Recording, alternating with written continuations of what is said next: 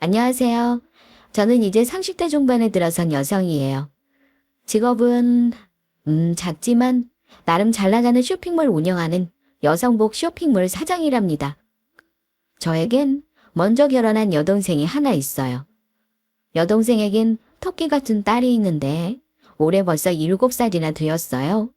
제 조카를 좀 자랑하자면 참 예쁘고요. 똑똑하답니다. 얼마나 똑똑하고 영민한지 가끔 저를 깜짝깜짝 놀래킬 때가 있을 만큼요. 사실 제 눈에만 그래 보일 수 있긴 해요. 왜냐하면 제가 그 흔하다는 조카 바보거든요. 근데 요즘 아이들 참 빠르다더니 정말 우리 효민이를 보면 그 말 실감해요. 얼마 전에 인형을 잔뜩 사들고 여동생 집에 놀러 갔을 때 일이었어요. 효민이가 제 다리 사이에 쏙 앉더니 동그란 눈으로 그러더라고요. 이모, 우리 엄마랑 아빠는 첫사랑이래. 첫사랑끼리 결혼하는 거 엄청 힘든 일이야. 또랑또랑한 목소리로 첫사랑에 대해 이야기하길래 저는 깜짝 놀라서 물었죠. 우와, 효민이가 그걸 어떻게 알아? 그러자 조카가 눈을 동그랗게 뜨고 젤리 같은 입술을 달싹거리더군요. 효민이는 다 알지. 첫사랑은 이루어지기 힘든 거니까. 효민이는 그런 부모님 사이에서 태어났으니까 완전 소중한 사람이야. 정말 귀여워서 통통한 볼따구를 입안에 넣고 호로록 하고 싶은 거 달신이 참았답니다. 저는 효민이를 꼭 껴안고 그랬죠. 맞지. 우리 효민이는 정말 소중한 사람이지. 그렇지. 효민이는 소중한 사람이야. 근데 이모, 뭐, 그럼 이모도 엄마 아빠처럼 첫사랑 있어. 첫사랑. 이 단어에 저는 순간 멈칫했어요. 어떤 누군가에겐 첫사랑이란 단어가 아련하고 아름답고 왠지 가슴 뭉클해지는 단어일 텐데 제 가슴엔 아픈 트라우마를 새긴 깊은 생채기를 남긴 단어였어요. 이모도 있지, 첫사랑. 그럼 이모 첫사랑 이야기 효민이한테도 해줄 수 있어? 효민이 궁금해요. 저는 잠시 망설이다가 고사리 같은 손을 꼭 잡으며 말했어요. 어쩌지? 지금 효민이한테 말해줄 수 없어. 이모 첫사랑은 예쁘고 아름답지 못해서 우리 효민이 같은 어린이가 들으면 충격받을 수도 있거든. 나중에 효민이가 더 커서도 궁금해하면 그때 말해줄게. 무슨 말이냐는 듯 저를 올려다보는 맑은 눈동자를 바라보며 저는 씁쓸하게 웃을 수밖에 없었습니다. 맞아요. 제게도 첫사랑은 있습니다.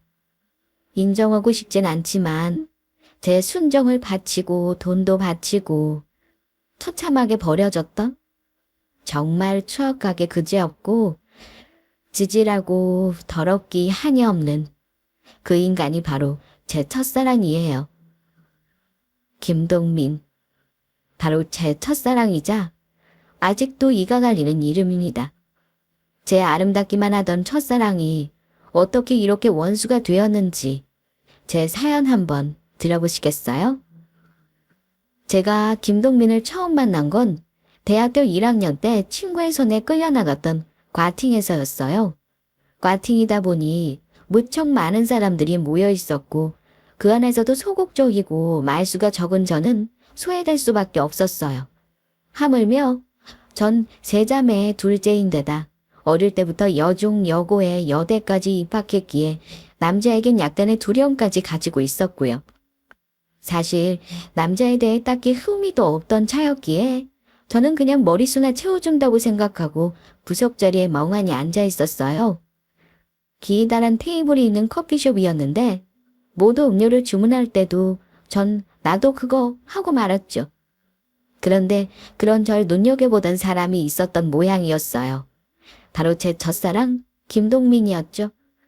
나중에 들은 이야기론 어쩔 줄 몰라 하며 식은땀을 흘리는 제가 사람들의 눈치만 보며 입을 꼭 다물고 있던 제가 참 예뻐 보였다고 해요. 뭔가 순수해 보이기도 하고 지켜주고 싶다고도 느꼈대요. 그렇게 저를 빤히 쳐다보고 있는 눈빛도 모른 채 저는 빨리 이과 미팅이 끝나기를 손꼽아 기다리고 있었어요. 다들 음료가 앞에 놓이는데 아무리 기다려도 제 음료는 나오지 않더군요. 그래서 멀뚱히 빈 테이블만 보고 있는데 어디선가 섬세한 모양의 손이 쓱 새빨간 샤리콕을 디밀더군요. 제가 놀라 퍼뜩 고개를 들자 엄청 모범생처럼 생긴 남자가 절 보며 쑥스러운 듯 웃더라고요. 음료 노락된 것 같아요. 체리 좋아하시는 것 같아서. 라며 제 가방에 붙은 체리 모양 배지를 보더라고요. 사실 그 가방이 저희 언니 거였어요. 전 체리를 그다지 좋아하지도 않았고요. 그런데 그 남자의 쑥스러운 미소가 괜히 좋더라고요. 그래서 저는 고개를 끄덕였죠. 감사합니다.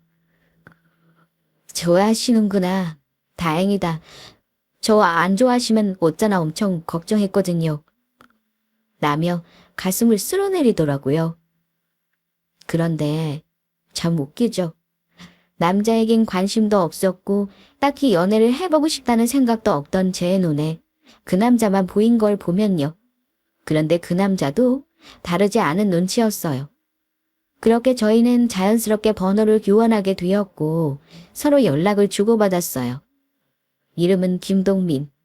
저보다 한 살 많은 오빠였고 근처 학교 행정학과였어요. 재수를 해 저와는 같은 학년이었고요. 연애, 그거 처음 경험해보니 참 요물이더군요. 통화로 마감하는 매일 밤이 설레고 서로의 안부를 물으며 시작하는 매일 아침이 들뜨더군요. 입맛은 거칠거칠해져 없어지고 심장은 구름 위를 떠다니는 듯 울렁거리고 처음 손을 잡은 찰나 서로의 체온을 느끼며 포옹하던 순간 그리고 입술을 살포시 맞추어던 그 길고도 짧은 시간 동민 씨와 처음 만난 그 모든 순간들이 벅차고 설레고 아름다웠습니다. 평생 잊히지 않을 것 같은 두근거림의 날들이었죠. 이게 첫사랑이구나 라고 생각할 만큼 그리고 석 달이란 짧은 연애 끝에 2년 2개월이란 긴 기다림을 감내할 정도로요. 맞아요. 동민 씨는 석 달 후 군대에 가게 되었어요. 다행히 파주 어디에 있는 군대가 전방이었지만 그나마 가까웠어요. 지금 생각해보면 전 참 지극정성의 순해 보인 인간으로 태어났나 봐요. 매주 그 거리에 음식을 싸들고 면회를 갔으니까요. 편지나 전화로 먹고 싶다는 음식이 있으면 엄마에게 부탁하거나 용돈을 모아서 사서 면회를 갔죠. 그때 김동민 이병 여자친구가 심사임당이라는 소문이 돌 정도였으니 참 대단했던 것도 같아요. 지금 생각하면 어떻게 그렇게 했나 싶을 지경으로 참도 정성을 다했네요. 거참 그놈의 첫사랑 참 대단하긴 합니다. 어쨌든 그렇게 동민 씨는 만기 전역했고 학교로 복학했죠. 그때도 얼마나 기뻤는지 동민 씨도 정말 고맙게 생각하는 듯 했어요. 남자친구는 마중 나간 제 머리 위에 모자를 씌워주며 그랬어요. 다들 여자친구 연락 안 되고 고무신 거꾸로 신어서 타령하고 싶다고 할 때 여진이 넌 늘 내 곁에 있어줬지. 고마워. 정말 내가 잘할게. 너 때문에 힘든 군생활 너무 잘 버틴 것 같아. 손등으로 눈을 비비며 그렇게 말하는 따까머리 남자친구가 어찌나 사랑스럽던지요. 저라고 안 힘들었을까요? 늘 쌓이는 콜렉트콜 요금에 왔다 갔다 차비에 가끔 대시해오는 남자들. 동민 씨의 힘들다는 칭얼거림. 모든 걸 다 이겨낸 저의 마음을 알아준 이 남자가 너무도 고맙고 소중하게 느껴졌습니다. 아니야. 동민 씨도 잘 버텨줘서 고마워. 내가 진짜 잘할게. 여진아. 나 정말 성공해서 너 세상에서 가장 행복한 여자로 만들어줄 거야. 진심이야. 좋아. 기대할게. 전 동민 씨의 진심을 고스란히 받아들였어요. 그렇게 제 마음은 또 그득한 사랑으로 벅차올랐죠. 동민 씨는 곧 복학 대신 공무원 시험을 준비했어요. 갑자기 공무원 시험은 왜? 대학에서 시간 죽이느니 바로 공부해서 시험 합격하는 게 더 좋을 것 같아. 얼른 너 데려오려면 이 방법이 제일 빠질 것 같아서.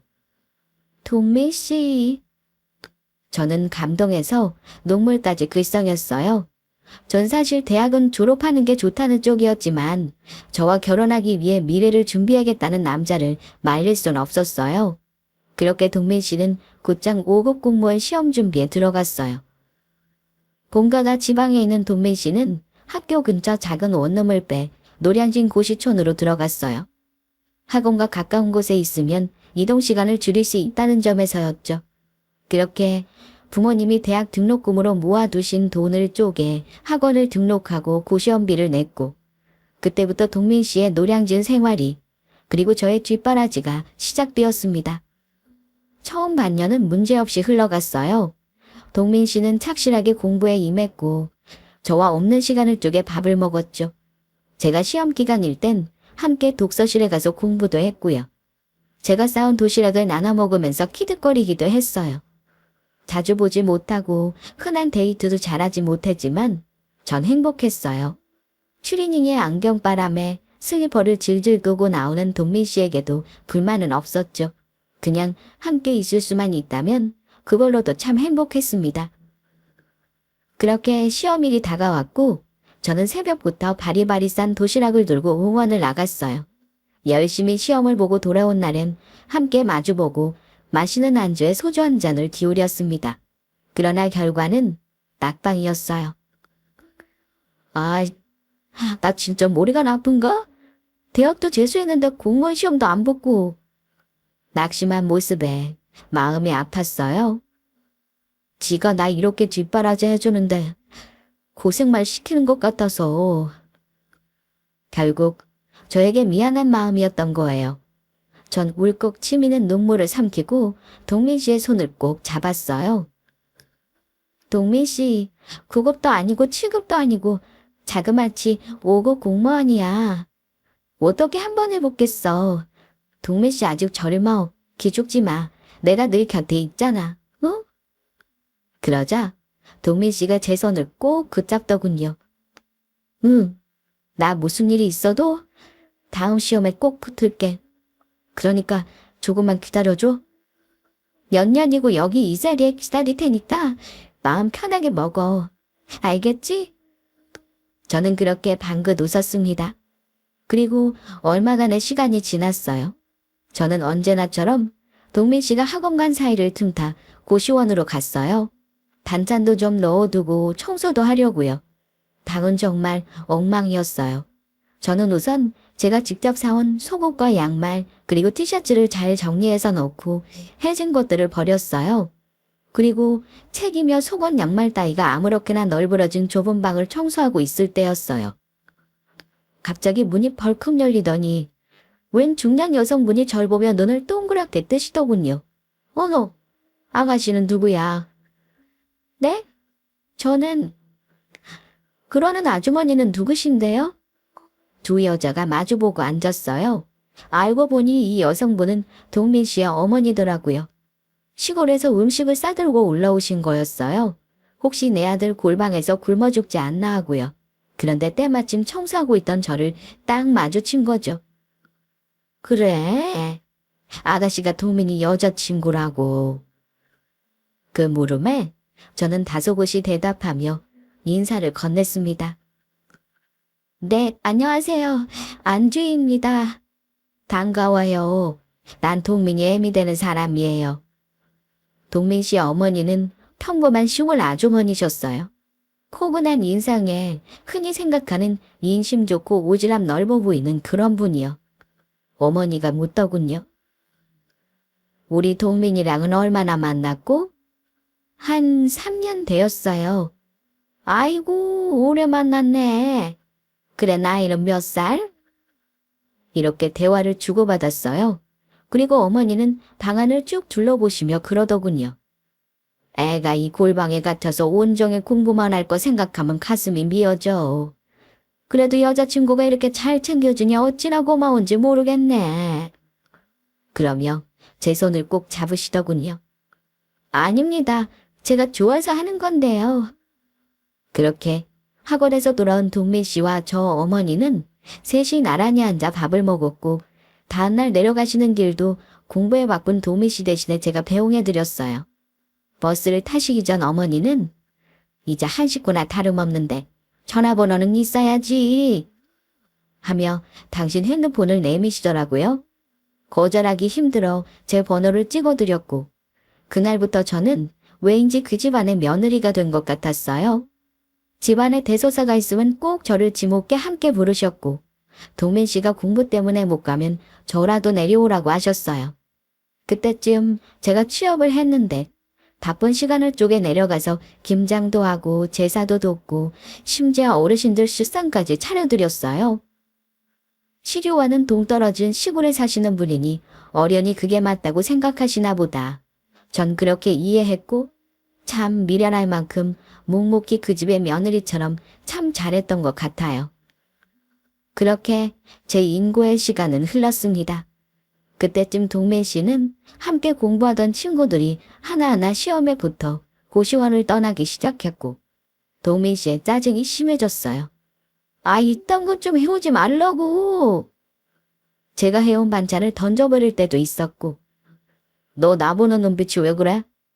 너 나 한심하지? 라며 열등감이 폭발해 저를 몰아붙이는 일도 부지기수였죠. 제가 외식구 밥값을 내는 것을 보고는 너 그깟 돈 번다고 무시하냐? 너 나가 무서워. 라며 제 마음에 생채기를 내기 일쑤였습니다. 뭔가 전 동민 씨가 좁은 방 안에 틀어박혀 온종일 깨알 같은 글씨들만 들여다보고 있는 상황이 안타까웠어요. 동민 씨는 계속해서 떨어지는 시험에 지쳐가고 있었고 저는 그럴 때마다 동민 씨에게 힘이 되어주기 위해 안간힘을 쓰며 그를 위로했어요. 동민 씨, 지금 이 시기만 잘 넘기면 잘 될 거야. 응? 이 좁은 방구석에 있으니까 내가 미쳐가는 것 같다. 미안해, 주희야. 동민 씨도 내게 미안했던지 눈물을 뚝뚝 떨어뜨리며 괴로워하더라고요. 이 방이 조금씩 좁아지는 기분이야. 자꾸만 날 옥죄어 오는 것 같고. 저는 이대로는 안 되겠다 싶었어요. 그 길로 방을 알아보러 다녀요. 제 수중에 큰돈이 있는 게 아니니 보증금 500에 50 정도 되는 원룸을 찾았어요. 부엌도 분리되어 있고 방도 꽤 넓고 무엇보다 창이 컸죠. 저는 없는 돈을 털어 좋은 침대를 사고 좋은 책상을 사서 집을 꾸몄어요. 그곳에서 편하게 공부할 동민 씨를 생각하면 비어가는 통장 잔고도 아깝지 않았어요. 저는 동민 씨 생일에 맞춰 집을 정리했고 동민 씨의 학원이 끝나길 기다렸다가 집으로 데려왔죠. 아니 어딜 가는 거야. 시험이 코앞이구만. 잔말 말고 얼른 와보라니까. 콩깍지가 뭔지 투툴거리면서도 궁금은 했는지 제 손에 이끌려 쫄래쫄래 쫓아오는 모습도 참 귀여웠어요. 그렇게 저는 원룸 건물 앞에 도착했고 동민 씨의 눈을 가렸어요. 자, 이제 서프라이즈 파티가 있으니까 기대해. 그렇게 더듬더듬 계단을 올라가 3층 문을 열었죠. 짜잔! 헝겊을 벗겨낸 동민 씨가 천천히 집을 둘러봤어요. 식탁이 놓인 부엌, 그리고 그 안에 꽤 큰 방이 가지런히 정리된 가구들, 그리고 방 한가운데 깔린 테이블 위에 초와 와인. 동민 씨의 눈이 커졌어요. 이 집 다 뭐야? 아리송했어요. 혹시나 또 자신을 무시한다고 화를 낼까 심장이 두근두근 하더군요. 저는 꿀꺽 마른 침을 삼키고 대답했죠. 동민 씨 생일 선물 여기서 편하게 공부하라고. 그러자 동민 씨 얼굴이 와락 구겨졌어요. 그러고는 저를 잡아당겨 품에 꼭 안더군요. 주희야, 고마워. 넌 정말 천사야. 정말 너무 고마워.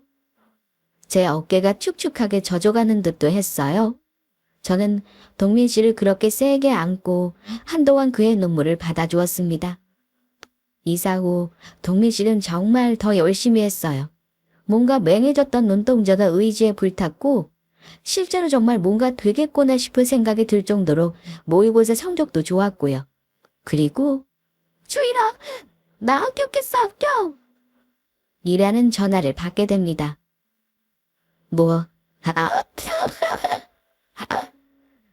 저도 모르게 회사에서 소리를 질러버렸고 급히 입을 틀어막고 기쁨을 삼켰죠.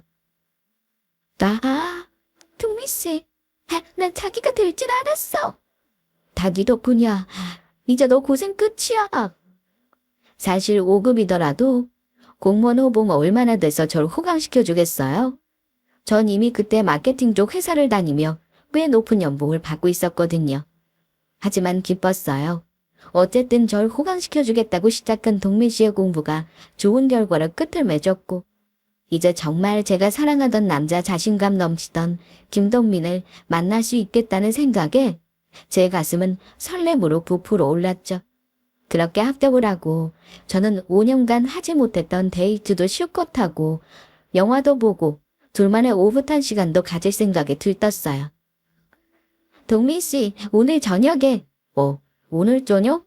나 오늘 저녁엔 동기들이랑 술 약속 있는데 합격했다니까 술 사라고 난리야.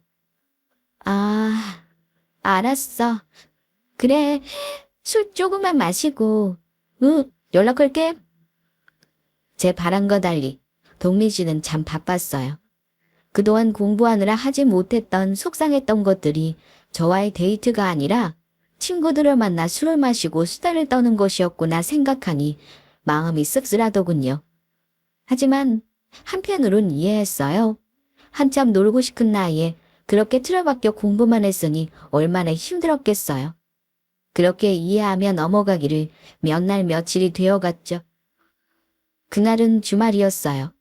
일부러 텅텅 비워놓았던 스케줄은 동민 씨가 갑작스럽게 잡혔다는 술 약속으로 취소가 되어버렸어요.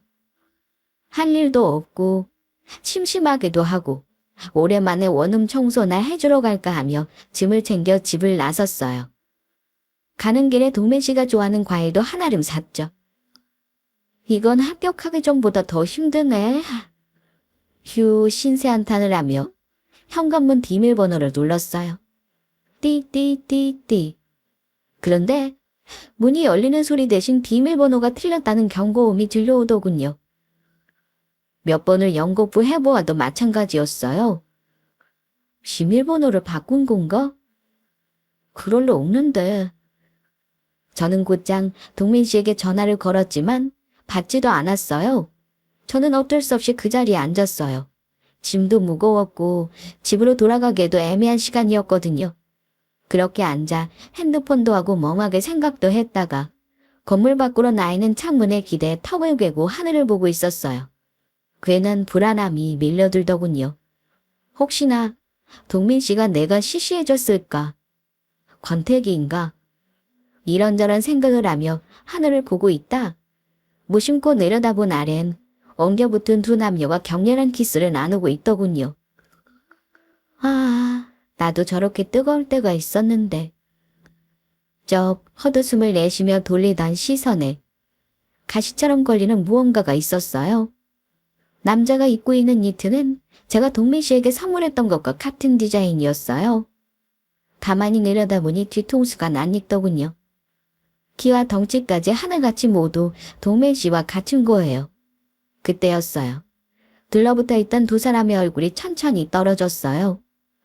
믿고 싶지 않았지만 1층에서 열렬한 키스를 나누던 남자는 바로 제 남자친구인 동민 씨였습니다. 저는 너무 놀라 비명이 삐져나오는 입을 허겁지겁 틀어막았습니다. 그리고 단전히 빌었어요. 제발 여긴 오지 마. 내가 선물한 이 집엔 그 여자를 들이지 마. 하지만 그 말은 곧 현실이 되어버렸습니다. 두 손을 꼭 잡은 남녀가 건물 안으로 들어서더군요. 저는 본능적으로 숨을 곳을 피해 한가히 고개를 두리번거렸습니다. 하지만 워낙 좁은 원룸 건물, 내 집이 디귿자로 마주보는 형태로 문이 나 있는 곳에 숨을 곳이 있을 리 없었죠. 저벅저벅, 또각또각. 서서히 가까워지는 발소리를 들으며 저는 똑같이 계단을 밟아 올랐습니다. 반층쯤 올라갔을 때 저 때문에 켜졌던 4층 센서가 꺼짐과 동시에 3층 센서 등이 켜졌습니다. 여자는 한눈에 보기에도 고급스러운 옷을 입고 있었어요. 비싼 명품 브랜드의 작은 가방이 눈에 띄더군요. 저는 흐릿해진 눈으로 두 사람이 제가 직접 꾸민 집 문 앞에 서 있는 것을 지켜보고 있어야 했어요. 동민 씨가 비밀번호를 누르는데 등대에서 기다리고 있던 여자가 그러더군요. 오빠, 비밀번호 바꿨어요. 오. 동민 씨는 조금 당황한 눈치로 대답하더군요. 그러자 여자가 물었어요. 왜요, 갑자기? 스토커가 있어서. 스토커? 그 말에 헛웃음이 나오는 걸 간신히 참았어요. 스토커라니. 내가 5년 동안 시험 뒷바라지를 하고 자기 집에 며느리처럼 들락거리며 잡일을 했던 내가 스토커라니. 정말 믿을 수 없는 현실에 기가 막히고 눈물이 왈칵 흐르더군요. 세상이 무서워라. 그런데 뭐 오빠 집 이사할 거니깐요. 사실 이 집 너무 후져요. 그래도 5급 공무원인데 좋은 집으로 이사해야죠. 하며 동민 씨의 발에 매달리더군요. 이사라니. 처음 듣는 이야기였어요. 그런데 그 순간이었어요. 잠시만 비켜주세요. 갑자기 4층 센서 등이 팍팍 터지며 등 뒤에서 묵직한 음성이 들려오더군요. 저는 놀란 눈으로 고개를 돌렸습니다. 키가 큰 젊은 남자가 절 이상한 눈으로 내려다보고 있더군요. 그리고 저의 고개는 삐걱삐걱 동민 씨와 그 여자에게로 돌아갔습니다. 아니나 다를까 동민 씨는 사색이 되어 여자는 동물의직 눈으로 저를 쳐다보고 있었어요. 순식간에 세상의 따가운 시선이 제게 쏠렸고요. 여자의 입에선 결국 혹시 저 여자가 오빠 스토커예요. 라는 말이 흘러나왔죠. 그런데 그 다음 이어진 동민 씨 말이 가관이었어요. 맞아. 그 스토커. 연지야, 얼른 집으로 들어가자. 그러며 황급히 열린 문으로 여자를 끌어당기더군요. 오빠 이상해요. 경찰에 신고해야지. 저기요, 이봐요. 띠리. 여자의 외침과 함께 동민 씨 집의 문이 닫혔습니다. 아니 엄연히 말해 제 명의로 된 제 집이었죠. 안 비키실 거예요? 남자의 퉁명스러운 음성에 저는 천천히 자리에서 일어섰어요. 다리에 힘이 풀려 비틀 몸이 흔들거렸죠. 비참했습니다. 너무 비참한 마음과 마음속 깊이 끓어오르는 배신감과 열패감에 저는 한 발자국도 내디딜 수가 없었어요. 두 사람의 대화를 들어보니 한두 번 만난 사이 같지 않은데 언제부터였을까? 아마도 시험을 합격하고 나간 술자리 중 한 곳이었겠죠. 연락이 뜸해졌고 저를 피했던 그 많은 순간이 순식간에 뇌리를 스치더군요. 5년간 그 짜증을 받아내며 쏟아부었던 돈과 시간, 그리고 소중한 마음, 곧 동민 씨와 결혼할 생각에 들떴던 기분. 모든 것이 순식간에 쓰레기통으로 처박히는 기분이었습니다. 저는 비틀대며 내려와 있는 힘껏 문을 두드렸습니다. 야! 김동민 문 열어! 문 열라고! 아는 주지훈도 고요했죠. 내가 네 스토커야? 내 얼굴 보면서 말해봐. 그때였습니다. 오빠, 저런 스토커는 그냥 보내면 안 된단 말이야. 내가 혼내줄게. 있어봐. 가지 말라니까. 하는 티격태격하는 소리와 함께 문이 발칵 열리더군요. 씻고 나온 건지 젖은 머리카락이 보였어요. 물론 여자의 머리에 얹어질 수건도요. 저기요. 자꾸 이러시면 경찰 부를 거예요. 죄송한데 비켜주시죠. 저는 여자를 밀치고 집 안으로 쳐들어갔어요. 집안은 미세하게 달라져 있었고 늘 제가 펴서 저녁을 차려놓았던 테이블 위엔 와인잔 2개와 청포도가 곱게 놓여 있었죠. 저는 눈이 뒤집히지 않을 수 없었어요. 오빠, 저 여자 뭐야? 여자는 저의 기세에 놀란 듯 아연실색하며 동민 씨에게 물었어요. 그러자 동민 씨가 말을 더듬거리며 그러더군요. 그게 언제야? 사실은 우리 누나야. 그러니까. 오빠 외동이라며? 그러니까 사촌 누나. 사촌 누나. 적어도 바람 피우다 걸리면 제게 변명해야 하는 거 아닌가요? 여자에게 쩔쩔매며 변명하는 동민 씨를 보고 있으니 저는 정말 참아왔던 화가 폭발하고 말았습니다. 내가 스토커야? 어떻게 내가 네 스토커고 사촌 누나야? 5년 동안 뒷바라지한 내가 왜 네 스토커고 사촌 누나가 되는 건데? 야, 넌 사촌 누나랑 키스하고 살림 차리니? 저의 희번들어진 눈에 동민 씨는 깜짝 놀라 입을 떡 벌리더군요. 그도 그럴 것이 제가 한 번도 이렇게 화를 낸 적도 아니 말을 놓은 적도 없었으니까요. 저는 동민 씨를 무섭게 노려보며 말했어요. 이 집, 내 보증금으로 내가 구한 집이지? 여기 있는 네 짐 싸들고 지금 당장 나가. 아니면 가택 침입으로 신고할 거니까. 뭐, 지금 당장 어딜로 가라는 거야? 너 너무하는 거 아니야? 진짜 끝까지 돈 쓴다고 유세하는 거야? 정말 더럽고 안 입겁다. 넌 내가 지금까지 너한테 퍼부은 돈과 정성이 내 돈 자랑하려고 한 걸로 보였니? 안 입겁다고? 더럽다고? 그래, 더러우면 내가 준 거 다 두고 나가. 아, 맞다. 너 이 집에서 내가 준 거 빼면 알몸으로 나가야겠다, 그치? 하며 코웃음을 쳤습니다. 정말 악에 바치니 이런 말이 줄줄 나오더라고요. 너 지금 입고 있는 니트, 그거 내가 사준 거지. 벗어. 더러워서 안 입어 있다, 이 니트. 하더니 훌렁 벗어서 땅에 내팽개치더군요. 그 안에 입고 있는 셔츠는 내가 사준 거네. 아, 그러고 보니 바지도 설마 바지 하나 팬트까지 다 내가 사준 거니. 제가 악에 받쳐 그리 말하자 옆에서 얼빠진 얼굴로 두 사람의 대화를 가만히 듣고 있던 여자가 털썩 자리에 주저앉더군요. 세상에. 그런데 그때 동민 씨의 행동은 더는 절 화풀이조차 못하게 하더군요. 연지야, 괜찮아. 오빠가 다 설명할게. 그게 그러니까. 걱정스런 눈으로 여자를 부축하는 동민 씨의 얼굴은 안타까움과 미안함으로 그득했죠. 그때 전 깨달았어요. 전 그 상황에서도 이 쓰레기 같은 남자가 저에게 무릎이라도 꿇고 매달려주길 바랬다는 걸요. 하지만 이미 동민 씨의 눈은 오직 그 연지라는 그 여자만을 향해 있었죠. 그 눈빛을 전 너무도 잘 알아요.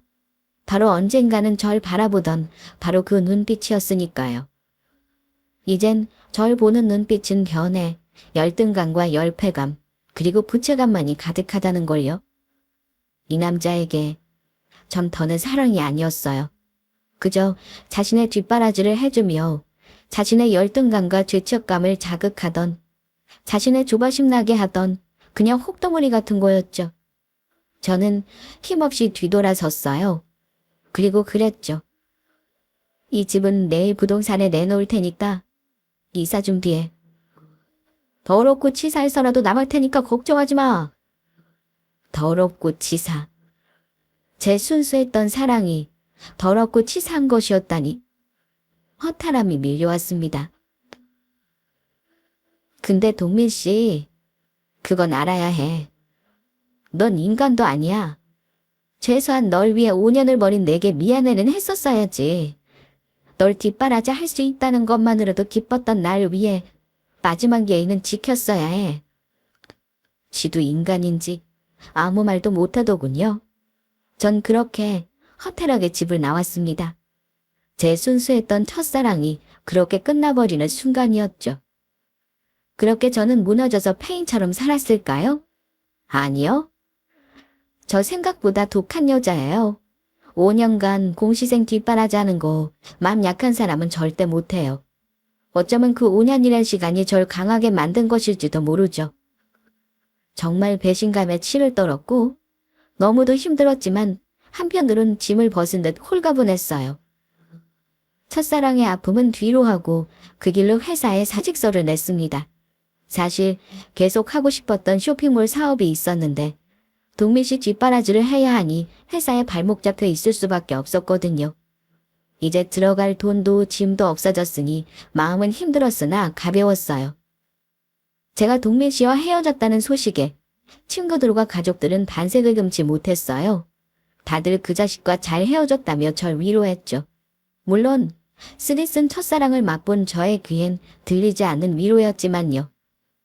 그리고 소개팅 제의가 쏟아졌어요. 하지만 전 모두 거절했어요. 사랑 같은 거, 연애 같은 거 다신 하고 싶지도 않더라고요. 대신 저는 일을 선택했어요. 실현의 아픔을 잊기 위해 열심히 발로 뛰었죠. 아이템은 정말 좋았는데 홍보에 미숙한 저는 발목이 잡혔어요. 그곳에 끙끙대고 있는데 친구가 한 사람을 소개해주더군요. 너한테 도움될 거야. 좀 건방지긴 한데 그래도 내가 말은 잘해놨으니 도와는 줄 거고. 좀 고가워도 참고 부탁 좀 잘해봐. 내키지 않았지만 어쩌겠어요. 홍보가 가장 중요한 인터넷 쇼핑몰이니. 저는 단단히 마음먹고 약속 장소로 나갔습니다. 거긴 어떤 훤칠한 키에 멀끔하게 생긴 남자가 앉아 있었어요. 보기에도 차가운 인상을 보곤 아, 이놈들 진짜 까칠하겠구나 생각하며 꾸벅 인사를 했어요. 그런데 남자는 저를 알아보는 듯 미간을 구개더군요. 그리고는 한다는 말이 가관이었습니다. 스토커? 제가요? 제가 덱 스토커라고요. 라고 따지듯 말하며 남자의 얼굴을 유심히 보는데 어딘가 낯이 익더라고요. 누군가 유심히 보는데 저를 아래로 내려다보는 눈빛을 보고 딱 떠오르는 장면이 있었어요. 동민 씨와 헤어지던 날 계단에서 제게 비켜달라고 했던 바로 그 남자였습니다.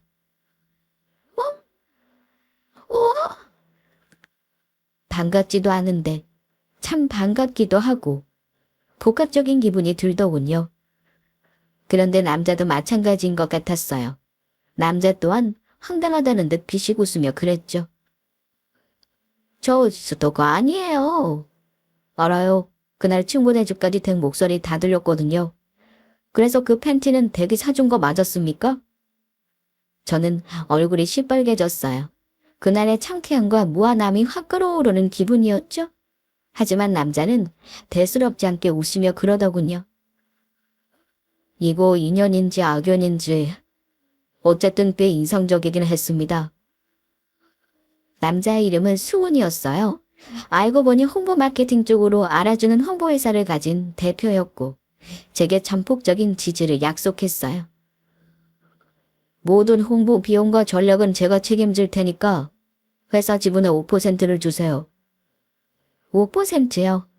고작. 인터넷 쇼핑몰 대부분의 지출이 홍보인데 5%라니 너무 터무니없는 금액에 놀라 물었어요. 왜요? 너무 작아요? 그럼 5%에 일주일에 한 번 저녁 식사 어떻습니까? 주말에 혼자 먹는 식사가 좀 외롭거든요. 네. 그렇게 저는 수은 씨의 도움을 받아 본격적으로 쇼핑몰을 시작했고 사업이 꽤 높은 수익을 얻으며 자리를 잡은 만난 지 2년 만에 조심스러운 고백을 받았습니다. 다시 만나게 되었던 그날부터 제게 반해 있었다고요. 사실 처음 만났던 날도 그렇게 울고 있는 제가 참 궁금했었답니다. 대체 어떤 여자길래 한눈에도 자기보다 떨어져 보이는 저 따위 남자 때문에 눈물을 흘리고 있을까? 저 남자는 어떤 복을 타고났길래 이런 예쁜 여자의 사랑을 받는 걸까라고요. 첫사랑의 아픔과 불신에서 벗어나지 못했던 저는 망설였지만 승우 씨는 제게 기다릴게. 난 늘 여기 있으니까 천천히 와. 대신 다른 남자 만나지 말고. 라며 호쾌하게 웃더군요. 그렇게 저희는 조심스럽게 우정 같은 혹은 사업 파트너 같은 연애를 시작하게 되었어요. 승훈 씨는 제게 지극정성이었어요. 마치 동민 씨에게 제가 주었던 사랑을 고스란히 돌려받는 기분이었어요. 포근하고 편안했어요. 하지만 내심 마음 한편의 불안함으로 승우 씨에게 마음의 문을 열지 못하고 있었죠. 그런 저를 승우 씨는 말없이 기다려 주었고요. 그렇게 동민 씨와 헤어진 지 3년, 승우 씨와 만난 지 1년이 되던 해 어느 날이었습니다. 모르는 번호로 전화가 오더군요. 네, 여보세요? 수화기 너머에선 아무런 말도 없었습니다. 잘못 걸었나 하며 끊으려는데 나야 주희씨, 동민이. 귀에 익은 음성이 들려오더군요. 저는 순간 숨이 멎었어요. 첫사랑이라는 게 웃기죠. 그렇게 치를 떨며 분노와 배신감에 울었는데 목소리를 들으니 갑자기 울컥 올라오는 무언가가 있더라고요. 바보처럼요. 무슨 일이야?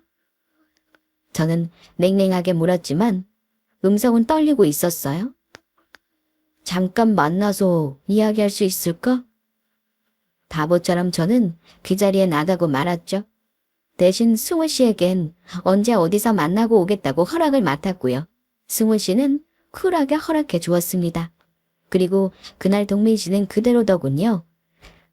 딸따막한 귀에 동그란 얼굴. 대체 내가 이 남자에게 왜 그렇게 목을 맸나 싶을 만큼. 콩깍지가 벗겨지고 첫사랑의 환상에서 벗어나고 나니 참 비루해 보이더군요.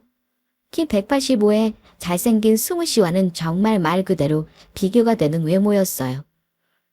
첫사랑의 환상을 그대로 안고 살 걸 후회까지 될 정도였죠. 잘 지냈어? 더 예뻐졌다.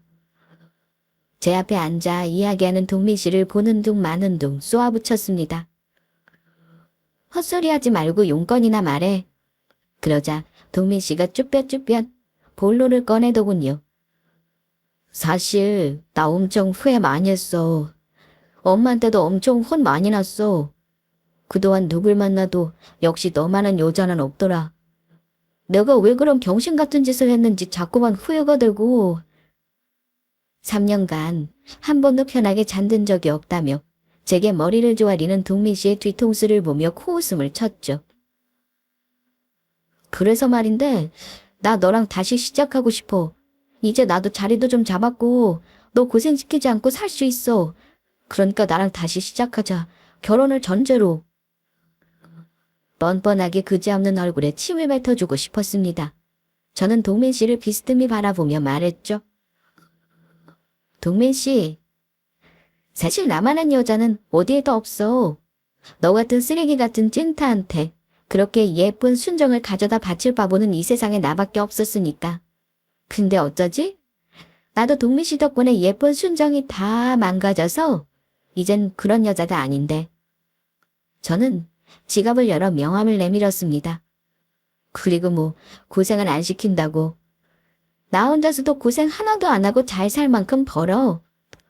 동민 씨는 명함을 가만히 들여다보다가 두 눈이 휘둥그레졌습니다.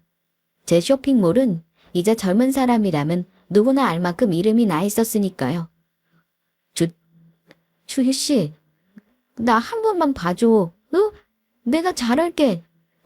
제 명함을 봤더니 인간이 더 맹렬하게 제게 매달리더군요. 양심이 있다면 물러날 텐데 진짜 마지막까지 정이 뚝 떨어지는 기분이었어요. 제게 애걸복걸하며 매달리는 동민 씨를 내려다보고 있는데 이상하죠? 그 순간 승우 씨가 떠오르더라고요. 지금 승우 씨는 내게 동민 씨에게 내가 했던 것처럼 열리지 않는 문 앞에서 하염없이 절 기다리고 있더라고요. 자신의 예쁜 순정을 다 바쳐가면서. 그런데 저는 이딴 찌질한 첫사랑 남자 따위 때문에 그 귀하고 멋진 남자의 마음을 이용하고 있다는 기분이 들더군요. 언젠가는 나도 지금의 동민 씨처럼 승우 씨에게 매달리게 될 날이 올지도 모르겠다는 생각이 성감처럼 내리스치더군요. 명함 잘 챙겨. 지인 할인은 못해줘도 동민 씨 이름으로 주문하면 사은품 몇 개 챙겨 넣어줄 테니까. 똑똑하니까 잘 알아들었지? 한마디로 우린 끝났다는 뜻이야. 내가 겨우 기어나온 쓰레기통에 내 발로 다시 들어갈 이유는 없잖아. 그렇게 말한 저는 자리에서 벌떡 일어났어요. 당장 승우 씨를 만나야겠더라고요. 이런 찌질한 남자의 사랑을 받는 제가 궁금했다던 승우 씨. 고작 5%라는 말도 안 되는 지분율을 요구하며 절 기꺼이 도왔던 남자. 그리고 2년이란 시간을 곁에서 지켜만 보다 어렵게 고백해온 남자. 저의 상처 때문에 이 남자를 절대로 놓치면 안 되겠다는 생각이 들었어요. 당장 그 길로 커피숍을 뛰쳐나왔어요. 곧장 승우 씨를 만나야겠다는 생각에 급히 커피숍을 나오던 저는 그 자리에 멈춰섰어요. 바로 수호 씨가 주차해 놓은 차에 비스듬히 기대 시계를 보고 있었기 때문이었어요. 수호 씨. 그러자 수호 씨가 절 보며 길게 웃더군요. 생각보다 빨리 나왔네.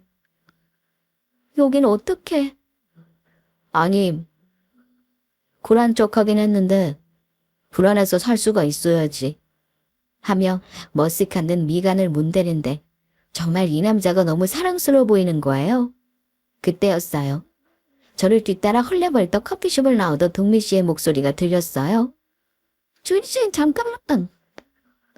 어쩜 때마침 차도 벤치네요. 저는 보란듯이 다다다 뛰어 승우 씨의 품에 안겼습니다. 아, 보고 싶었어요. 처음으로 그의 따뜻한 품에서 저는 제 진심이 수줍었어요. 승우 씨의 기다란 팔이 제 몸을 강하게 둘러 꼭 안더군요. 나도 너무 보고 싶었어. 그렇게 승우 씨의 벤츠는 저를 태우고 떠났어요. 벙찐 얼굴로 벤츠의 뒷꽁무니를 쳐다보고 있는 똥차. 제 첫사랑을 비로한 채로요. 이모, 그럼 이모부는 첫사랑이 아니야. 조카의 음성에 전 긴 생각에서 깨어났어요. 그리고 조카의 동그라니 말 입을 쫑 맞추면서 그랬죠? 응, 아니지. 그럼 이모부한텐 비밀로 해? 시! 하며 검지손가락을 세워 입술에 가져다 대는데 얼마나 귀엽던죠? 아니, 이모부도 다 알아. 그래도 굳이 우리가 먼저 말할 필요는 없겠지? 하며 싱긋 웃었어요. 네, 저는 그렇게 수호 씨와 결혼을 했고 첫사랑보다 더 첫사랑 같은 달콤한 신혼에 젖어 살고 있습니다. 남들은 그러더라고요. 똥차가 그고 벤츠가 왔다고요. 그런데 전 그렇게 생각 안 해요. 똥차가 얼마나 달달거리고 쓸모없는 놈인지 알아야 다음에 온 벤츠를 놓치지 않는 법이다. 라는 결론이죠. 그래서 첫사랑은 이루어지면 안 되나 봐요. 그 아픈 경험으로 진정한 사랑을 찾게 된 저처럼요. 여러분들의 첫사랑은 어떤가요? 여러분의 인생에 그리고 앞으로 해나갈 사랑에 얼마나 많은 영향을 미치고 있나요? 지금까지 긴 사연 들어주셔서 감사합니다. 늘 행복하세요.